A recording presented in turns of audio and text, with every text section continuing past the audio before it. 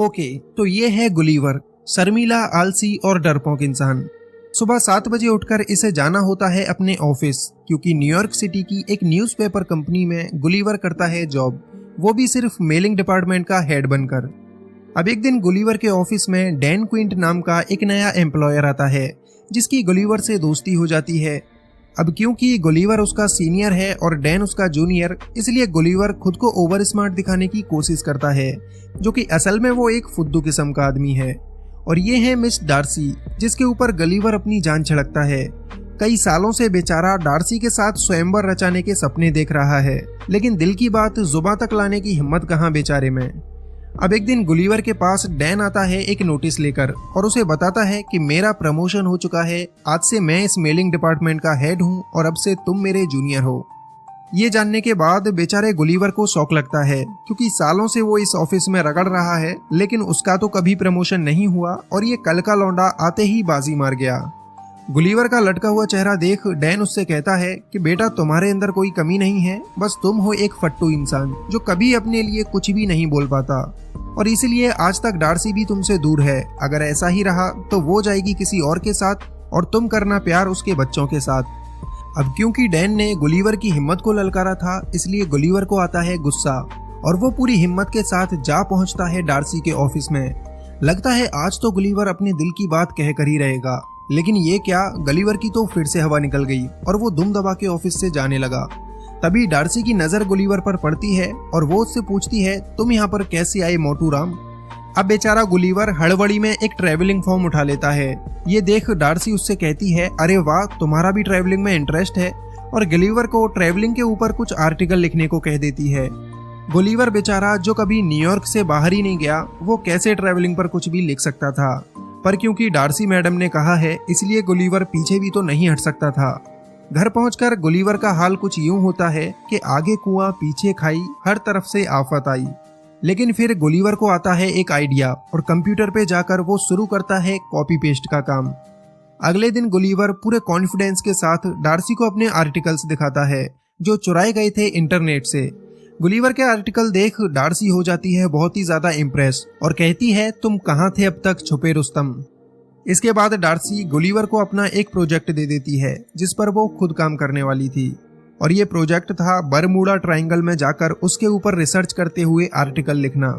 Gulliver इसके लिए फटाक से राजी हो जाता है, क्योंकि उसके ख्यालों की मलिका उससे इम्प्रेस हुई जा रही थी।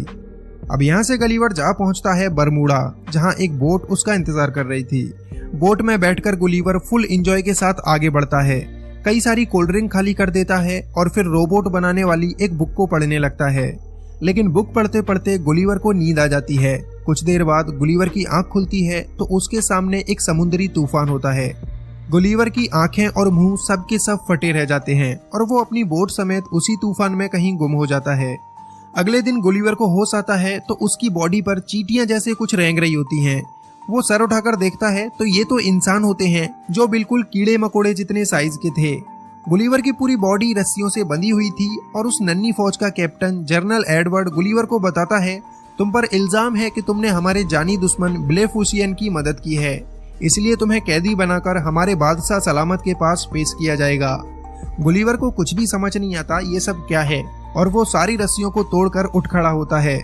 वो सोचता है कि वो कोई सपना देख रहा है और अपनी आंखें बंद कर लेता है। तभी जनरल एडवर्ड अपना भाला लेकर गुलीवर के पैर में दे मारता है। इसके बाद पूरी सेना गुलीवर की रस्सियां पकड़कर खींचने लगती हैं, जिससे उसकी पैंट तो उतरती ही है, साथ ही वो जमीन पर गिर पड़ता है। फिर बेचारे गुलीवर को लकड़ी की गाड़ी पर लेटाकर लिलीपुट साम्राज्य में लाया जाता है। उस राज्य के बच्चे, औरतें सब गुलीवर को देखने के लिए इकट्ठा हो जाते हैं, क्योंकि उनके लिए तो गुलीवर एक राक्षस है। अब राक्षस गुलीवर को राजा के सामने पेश किया जाता है, जहां जनरल एडवर्ड राजा को बताता है कि ये राक्षस एक ब्लेफिसियन जासूस है, जो हमारे दुश्मन राज्य के साथ मिला हुआ है। गुलीवर उनसे कहता है, देखो भैया, मैं कोई ब्लूफिशमैन नहीं हूँ, मुझे तो पता भी नहीं वो कौन है। लेकिन जनरल एडवर्ड उसकी ये बात किसी के भी सामने चलने नहीं देता, क्योंकि उसे अपनी बहादुरी के कारनामे दिखाते हुए राजा की बेटी प्रिंसेस मैरी को जो पटाना था। जनरल एडवर्ड गुलीवर को एक गुफा में बनी हुई जेल में कैद कर देता है, जिसमें उसे खाने के लिए घास फूस दिया जाता है। अब यहाँ पर गुलीवर की मुलाकात होती है होरोशियो नाम के एक और कैदी से, जिसकी खता ये थी कि उसने प्रिंसेस मैरी को प्यार भरी नजरों से देखा था और तब से ही उसे बंदी बना लिया गया। यहाँ जब दो कैदी मिलते हैं तो दोनों के बीच बहुत अच्छी दोस्ती हो जाती है। अब यहाँ से शुरू होती है गुलिवर की मजदूरों वाली जिंदगी। उस बेचारे को बैलों की जगह हल में लगाया जाता है और जनरल एडवर्ड उसकी सवारी करता है। फिर एक दिन लिलीपुट साम्राज्य पर दुश्मन राज्य ब्लेफोशियन हमला कर देता है और पूरे महल में आग लगा देता है। हमला देखकर जनरल एडवर्ड सब लोगों से कहता है, हमारी प्रिंसेस को हम बचाएंगे, कोई हमारे बीच में नहीं आएगा। लेकिन दुश्मन सेना के लोग प्रिंसेस को किडनैप कर ही चुके होते हैं। जब तक एडवर्ड वहां पहुंचता तब तक तो प्रिंसेस गायब हो जाती। इसलिए गुलिवर उन सभी लोगों को पानी में फेंककर प्रिंसेस मैरी को उनसे छुड़ा लेता है। उधर नीचे राजा और उसका सेनापति आग में फंसे होते हैं। गुलिवर उन्हें बचाने जाता है, तब उसे कोई रास्ता नहीं दिखता। फिर उसके शैतानी दिमाग में एक आइडिया आता है और वो अपनी पैंट उतारकर राजा के ऊपर पेशाब करके उन्हें आग से बचा लेता है। एडवर्ड गुस्सा करते हुए राक्षस के पास आता है और उसे कहता है, तुम्हारी जरूरत कैसे हुई हमारे राजा के ऊपर पेशाब करने की। इस पर गुलिवर थोड़ा सा स्नान एडवर्ड को भी करा देता है। गुलिवर की इस बहादुरी के लिए राजा उससे बहुत खुश होता है और उसे खाने के लिए अपने साथ दावत पर बुलाता है। लेकिन गुलिवर उनसे एक शर्त रखता है कि दावत पर वो तभी आएगा जब उसके दोस्त होरेशियो को कैद से आजाद कर दिया जाएगा। राजा उसकी ये शर्त मान लेता है और होरेशियो को आजाद करके उसे भी गुलिवर के साथ दावत पर आने का न्योता देता है। दावत के टाइम राजा गुलिवर से उसके बारे में पूछने लगता है। वो कहता है, प्यारे राक्षस, ये बताओ तुम आखिर हो कहाँ से। इस पर गुलिवर उन्हें बताता है, मैं कोई राक्षस नहीं हूँ, मेरा नाम है गुलिवर और मैं न्यूयॉर्क सिटी से आया हूँ। यहाँ पर सभी लोग गुलिवर को न्यूयॉर्क सिटी का प्रेसिडेंट समझने लगते हैं, जिसके बाद गुलिवर भी अपनी लंबी लंबी फेंकना शुरू कर देता है। वो कहता है कि मैंने न्यूयॉर्क में सभी लोगों की जान बचाई थी और इसीलिए आज मैं वहाँ का पावरफुल प्रेसिडेंट हूँ। इसके बाद राजा उससे कहता है, फिर तो तुम्हें अपनी प्रजा की बहुत फिक्र हो रही होगी। हम जल्दी ही तुम्हारी बोट ढूंढ देंगे जिससे तुम वापस अपनी प्रजा के पास जा सको। अब गुलिवर के लिए एक आलीशान बहुत बड़ा घर तैयार कराया जाता है, जिसमें सैकड़ों मजदूर हर वक्त उसकी सेवा के लिए लगे रहते हैं ताकि बड़े आराम से गुलिवर यहाँ पर रह सके। एक दिन होरेशियो गुलिवर से पूछता है कि आखिर प्रिंसेस को कैसे इम्प्रेस किया जाए, क्योंकि होरेशियो प्रिंसेस मैरी से बहुत प्यार करता था और उसके लिए जेल में कैदी बनकर भी तो रह चुका था। गुलिवर जो खुद डार्सी से अपनी बात नहीं कर पाया, वो यहाँ होरेशियो को लड़की पटाने के टिप्स देने लगता है। और मजे की बात तो ये है कि प्रिंसेस भी होरेशियो से इम्प्रेस हो जाती है। मतलब कुछ भी कहो, गुलिवर तो लव गुरु निकला। हाँ, ये बात अलग है कभी खुद की लव स्टोरी शुरू न कर पाया। अब रात को ही जनरल एडवर्ड गुलिवर की बोट को ढूंढ निकालता है, क्योंकि वो जल्द से जल्द गुलिवर को यहाँ से भगाना चाहता था। खबर सुनते ही गुलिवर काफी खुश होता है, क्योंकि वो अब अपने घर डार्सी के पास जा सकता था। गुलिवर आकर देखता है तो उसकी बोट टूटी हुई पड़ी थी, जिसे सही होने में कम से कम 1 हफ्ते का वक्त लगेगा। तभी उन लोगों को वहां पर गुलिवर का फोन भी पड़ा मिलता है, जो अभी तक ऑन था। गुलिवर अपना फोन उठाता है तो उसमें 12 वॉइस मैसेज पड़े थे, जो कि डार्सी के थे। डार्सी को ये पता चल चुका था कि गुलिवर ने वो सारे आर्टिकल इंटरनेट से कॉपी किए थे, इसलिए वो गुलिवर से काफी ज्यादा गुस्सा थी। वॉइस मैसेजेस सुनने के बाद गुलिवर की हालत खराब हो जाती है। वो अब डार्सी का सामना नहीं करना चाहता था, इसलिए लिलीपुट में रुकने का ही मन बना लेता है। गुलिवर के रुकने से पूरा साम्राज्य बहुत खुश होता है, सिवाय एडवर्ड को छोड़कर। एडवर्ड नहीं चाहता था कि गुलिवर यहाँ रुके, इसलिए वो राजा के पास जाकर राजा के कान भरने लगता है। इस पर राजा एडवर्ड की बात मानने की जगह गुलिवर को ही पूरे साम्राज्य का जनरल बना देता है। अब से एडवर्ड की जगह गुलिवर ही पूरी साम्राज्य की सुरक्षा देखेगा। अब एक बार फिर ब्लेफोशियन की सेना लिलीपुट पर हमला कर देती है और एडवर्ड को मौका मिल जाता है गुलिवर को नीचा दिखाने का। एडवर्ड पूरी सुरक्षा व्यवस्था को ही हटा देता है, जिससे गुलिवर लिलीपुट को दुश्मन से बचा ना पाए। हमले की खबर सुनकर गुलिवर दुश्मनों को रोकने के लिए आता है और अपने कपड़े उतारकर पानी में घुस जाता है। पानी में जाकर वो दुश्मनों को समझाता है कि मुझे कोई लड़ाई नहीं करनी, मैं वैसे ही तुम्हें मारने की एक्टिंग करूंगा और तुम यहाँ से भाग जाना। लेकिन ब्लेफोशियन के लोग गुलिवर से दोस्ती करने तो आए नहीं थे, इसलिए पूरी सेना उसके ऊपर हमला करने लगती है और ये देख एडवर्ड काफी खुश होता है। लेकिन फिर गुलिवर को गुस्सा आता है और वो दुश्मन के सारे जहाजों की रस्सियां पकड़कर उन्हें पानी के बाहर फेंक देता है और एक बार फिर से गुलिवर की जय जयकार शुरू हो जाती है। राजा एक बार फिर गुलिवर से काफी खुश हो जाता है। अब तो गुलिवर के शौक मौज के लिए और भी अच्छे इंतजाम कर दिए जाते हैं, जिसमें उसकी मसाज करना, बाल काटना सब कुछ शामिल होता है। उधर गुस्से से भरा हुआ एडवर्ड जाकर दुश्मन राज्य ब्लेफोशियन से मिल जाता है और गुलिवर की बोट से रोबोट बनाने वाली बुक निकालकर एक विशालकाय रोबोट तैयार करता है जिससे गुलिवर को हराया जा सके।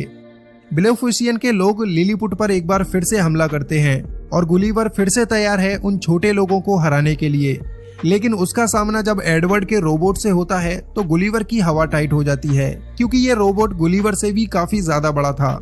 एडवर्ड गुलिवर की पैंट पकड़कर उसे हवा में लटका लेता है और गुलिवर यहाँ पर हार मान लेता है। इससे पूरे लिलीपुट को गुलिवर की सच्चाई का पता चल जाता है। गुलिवर उन्हें खुद बताता है कि वो कोई बहादुर प्रेसिडेंट नहीं है, सिर्फ एक नॉर्मल इंसान है और सिर्फ हवाबाजी के लिए उसने ये बड़ी बड़ी बातें फेंकी थी। तो अब यहाँ से एडवर्ड गुलिवर को बांधकर एक ऐसी जगह फिकवा देता है जहाँ पर आज तक किसी ने भी जाने की हिम्मत नहीं की थी। गुलिवर किनारे पर पड़ा होता है, तभी एक लड़की उसे गिलास में बंद कर लेती है क्योंकि वो लड़की गुलिवर के आगे बहुत ही विशालकाय थी, जिसके सामने गुलिवर भी चींटी जैसा लगता है। वो बच्ची गुलिवर को अपनी डॉल बना लेती है और डॉल के कपड़े पहनाकर उसे बारबी हाउस में छोड़ देती है।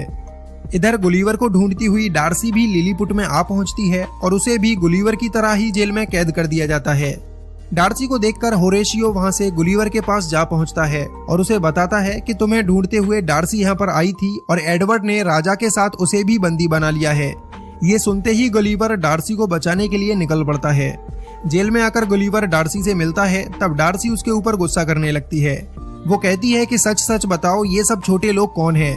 यहाँ पर गुलिवर डार्सी को शांत करता है और उसे सब कुछ बता देता है कि उसने डार्सी से झूठ क्यों बोला था और वो उसे कितना प्यार करता है।